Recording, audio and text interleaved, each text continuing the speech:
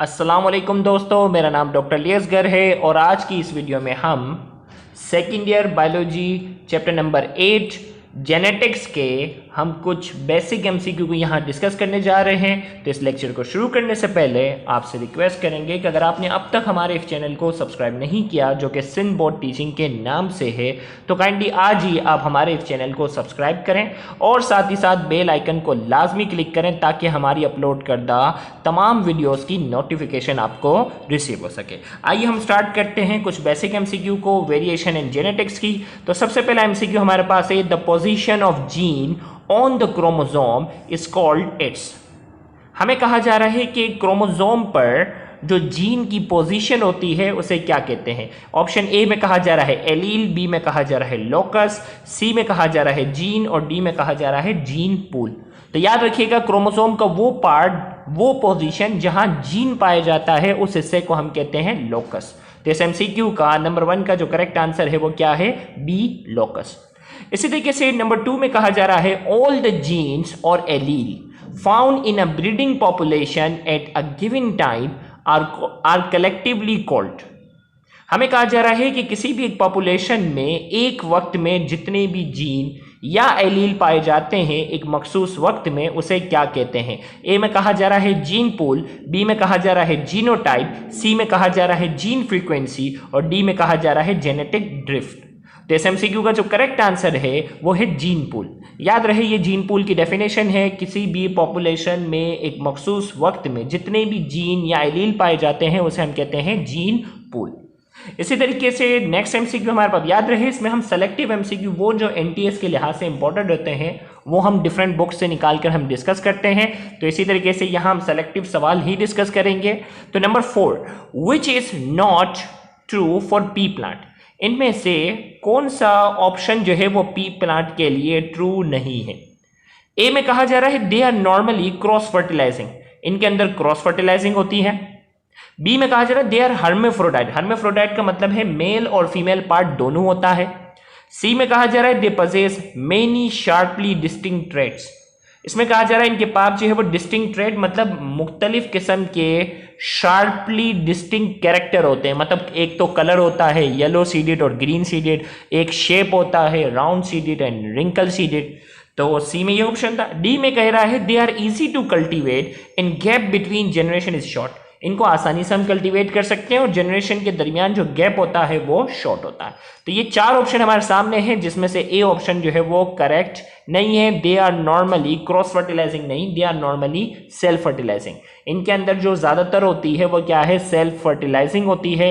Cross fertilising भी होती है लेकिन वो बहुत रेयर होती है। जबकि हर्मेफ्रोडाइट मेल और फीमेल पार्ट दोनों होते हैं, शार्पली डिस्टिंक्ट ट्रेट भी होता है और आसानी से इनको कल्टीवेट भी किया जाता है। तो नंबर 4 का हमारे पास करेक्ट आंसर है a, they are normally cross fertilising. तो ये ए ऑप्शन जो है वो रॉन्ग था। इसी तरीके से नंबर 5 की हम बात करते हैं, the trait which had 2 clear cut alternative form is called.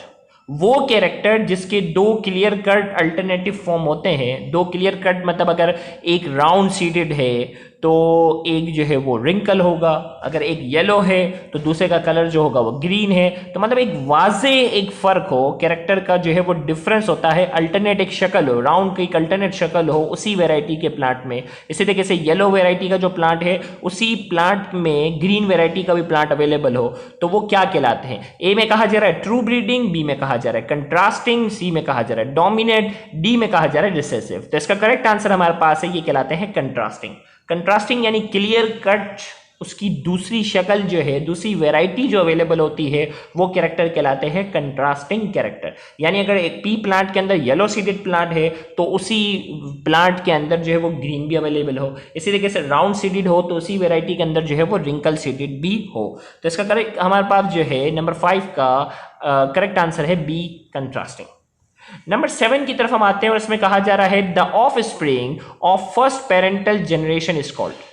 First parental generation जिनके दरमियान क्रॉसिंग करवाते हैं उनकी जो पहली जनरेशन आती है उसे क्या कहते हैं। तो उसका करेक्ट आंसर हमारे पास जो है वो सी है, वो कहलाती है F1 जनरेशन।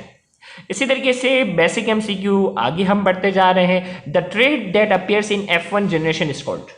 यानी दो पेरेंट्स के दरमियान क्रॉसिंग करवाने के नतीजे में जो पहली जनरेशन जो आती है उसे हम F1 जनरेशन कहते हैं। उसके अंदर जो कैरेक्टर जाहिर होता है उस कैरेक्टर को क्या कहते हैं? ए में कहा जा रहा है डोमिनेंट, बी में कहा जा रहा है रिसेसिव, सी में कहा जा रहा है मास्क्ड, डी में कहा जा रहा है पर्टिकुलेट हेरिडिटी फैक्टर।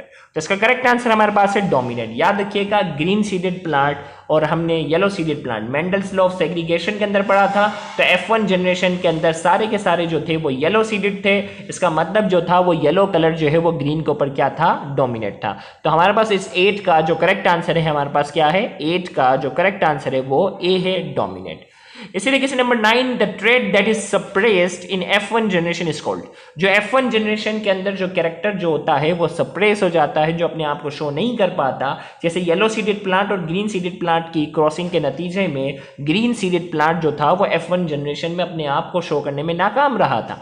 तो इसका मतलब जो है वो कौन सा कैरेक्टर था? रिसेसिव। तो हमने कहा वो ट्रेड जो F1 जनरेशन में अपने आप को शो ना कर सके वो क्या कहलाता है? रिसेसिव कहलाता है।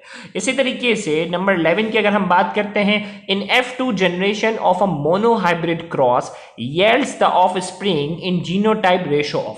अब याद रखिएगा मोनोहाइब्रिड क्रॉस जो था वो मेंडल्स लॉ ऑफ सेग्रीगेशन था, और मेंडल्स लॉ ऑफ सेग्रीगेशन के अंदर अगर आपको याद हो F2 जनरेशन का जो रेशो आता है, F2 जनरेशन का जो जीनोटाइप का जो रेशो आता है वो रेशो होता है 1:2:1। तो इस एमसीक्यू का जो करेक्ट आंसर है वो क्या है? सी है, 1:2:1। लेकिन अगर फिनोटाइप रेशो पूछा जाता है, जैसे यहां कह रहा है in the result of principle of segregation the phenotype ratio of cross is. F2 generation के अंदर जो फिनोटाइप का जो रेशो आता है वो 3:1 होता है, जीनोटाइप का जो रेशो होता है वो 1:2:1 होता है।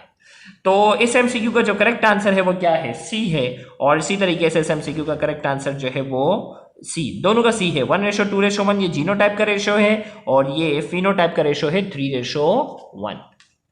इसी तरीके से अगला हमारे पास एमसीक्यू जो है, अगला एमसीक्यू हमारे पास है a pea plant producing the gametes. A pea plant producing the gametes with allele TG, T capital T small g, small t capital G, small t small g must have the genotype. उनका genotype क्या होना चाहिए? तो मैं यहाँ आपको जो है वो पेपर से थोड़ा समझाता हूँ, गौर से सुनिएगा। यहाँ जो इस एमसीक्यू की अगर हम बात करते हैं तो तीनों वैरायटी ना, capital T capital G capital T small g small t capital G small t small g, ये वाली चीज़ें हैं। तो इसमें हमारे पास जो है वो जीन की वैरायटी जो है इंडिपेंडेंट असॉर्टमेंट में अगर आप जहन में लेकर आएँ तो इसके अंदर चारों वैरायटी के गैमेट्स हैं। इसका मतलब ये इसका जो है वो गैमेट होना चाहिए, क्योंकि पहली पॉसिबिलिटी दोनों कैपिटल हो, दूसरी पॉसिबिलिटी कैपिटल और स्मॉल हो, तीसरी पॉसिबिलिटी स्मॉल t और कैपिटल G हो, और चौथी पॉसिबिलिटी जो है वो स्मॉल t और स्मॉल g हो। ये चारों पॉसिबिलिटी, इसका मतलब जीन जो है वो ये होगा। तो इस एमसीक्यू का जो करेक्ट आंसर है 13 का वो डी है, capital T small t capital G small g जो है इसका करेक्ट आंसर है। फिर इसी तरीके से अगला सवाल जो है इसमें कहा जा रहा है the gametes of parents having the genotype capital R small r capital A should be S. हमें कहा जा रहा है कि जीनोटाइप हमें दिया गया है और इस पेरेंट के गैमेट कौन कौन से पॉसिबल हैं। तो अब देखो भाई क्या पॉसिबिलिटी है, capital R small r capital A और कैपिटल A। अब इसके कितने गैमेट पॉसिबल हैं? पहली पॉसिबिलिटी कि कैपिटल R जो है वो कैपिटल A के साथ जुड़े, ये हो सकता है, और दूसरी पॉसिबिलिटी है कि स्मॉल r कैपिटल A के साथ जुड़े। तीसरी कोई पॉसिबिलिटी नहीं है। तो इसका मतलब इस एमसीक्यू का आंसर क्या होना चाहिए? Capital R capital A small r capital A। तो इस एमसीक्यू में हम तलाश करते हैं capital R capital A small r और कैपिटल A। तो 14 का हमारे पास जो करेक्ट आंसर है, 14 का हमारे पास जो करेक्ट आंसर है वो क्या है? सी है। इसी तरीके से नंबर 15 की अगर हम बात करते हैं होमोजाइगोसिटी और heterozygosity of the dominate parents can be check out by. हमें कहा जा रहा है कि अगर हम ये जानना चाहते हैं कि होमोजाइगोसिटी और heterozygosity of the dominate parents, एक जानदार है जो कि डोमिनेट है। अब हमें ये नहीं पता, आपको मालूम है कि डोमिनेट जीन वो होता है जो होमोजाइगस और हेट्रोजाइगस दोनों कंडीशन में अपने कैरेक्टर को शो करने की सलाहियत रखता है। अब हमें नहीं मालूम कि ये जो डोमिनेट कैरेक्टर है ये होमोजाइगस है या हेट्रोजाइगस है, तो उसको जानने के लिए हम एक क्रॉसिंग करते हैं और उस क्रॉसिंग को हम क्या कहते हैं? Test cross. क्या कहते हैं? Test cross. तो उम्मीद है कि आपने टेस्ट क्रॉस का डिटेल लेक्चर हमारे यूट्यूब चैनल सिंधबोर्ड टीचिंग की प्लेलिस्ट पर जाकर देखा भी होगा। तो ये टेस्ट क्रॉस की हमारी क्या है? डेफिनेशन है। तो 15 का करेक्ट आंसर हमारे पास है डी। इसी तरीके से नंबर 18 की अगर हम बात करते हैं, dihybrids are offspring of the parents.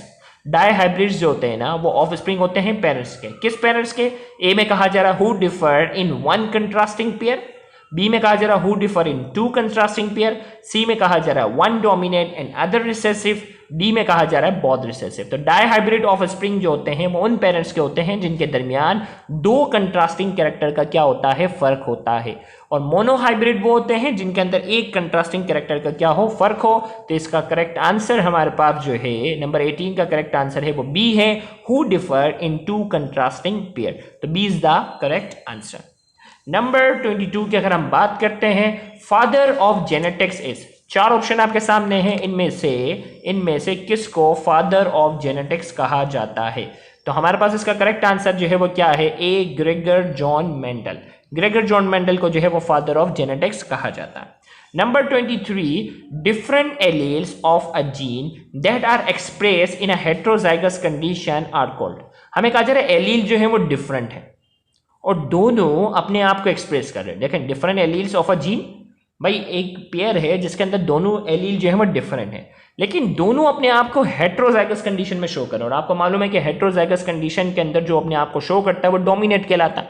और अगर दोनों अपने आप को हेटेरोजाइगस कंडीशन में शो कर रहे हैं, इसका मतलब दोनों के दोनों डोमिनेट हैं और इस कंडीशन को हम कहते हैं को डोमिनेंस। और उम्मीद है कि आपने को डोमिनेंस का डिटेल लेक्चर भी हमारे यूट्यूब चैनल पर जेनेटिक्स वाले फोल्डर में डिटेल में देखा होगा। तो यहाँ जाकर इस जेनेटिक्स के बेसिक MCQ के लेक्चर का पहला पार्ट जो है वो मुकम्मल होता है। अगले पार्ट में इसके जेनेटिक्स के मजीद हम MCQ जो बेसिक हैं उनको हम डिस्कस करेंगे, तो उस लेक्चर को भी देखना मत भूलिएगा।